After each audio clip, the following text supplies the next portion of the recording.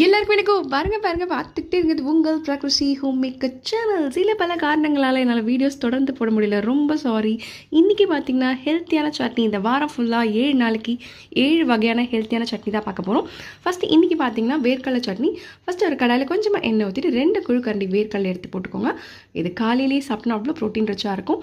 அதுக்கப்புறம் பார்த்தீங்கன்னா காஞ்ச மிளகா வந்து உங்கள் வீட்டில் இருக்கிற நார்மல் காஞ்ச மிளகா கூட போட்டுக்கோங்க. நான் வந்து காஷ்மீரி மிளகா போட்டிருக்கேன். ஒரு வெங்காயம் கட் பண்ணி வச்சுருக்கேன், அதையும் போட்டுக்கோங்க. அதை போட்டு நல்லா வதக்கினதுக்கப்புறமா ஒரு புதினாங்க நல்லா வாஷ் பண்ணிவிட்டு போட்டுக்கோங்க. அதுக்கப்புறமா கொஞ்சமாக புளி, இதெல்லாம் நல்லா வதக்குனீங்கன்னு வச்சுக்கோங்களேன், சூப்பரான அந்த வாசனையே சூப்பராக இருக்குங்க. பார்க்கறதுக்கு பாருங்கள் எவ்வளோ கலர்ஃபுல்லாக இருக்குல்ல.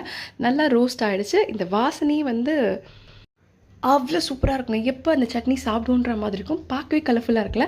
அதுக்கப்புறம் என்னங்க நல்லா ஆற வச்சு ஒரு 4-5 பல்லு தேங்காவோட போட்டு இதில் உப்பையும் போட்டு கொஞ்சம் சட்னி பார்த்துக்கு அரைச்சிட்டு வந்துட்டிங்கன்னு வச்சுக்கோங்களேன், அவ்வளோதாங்க.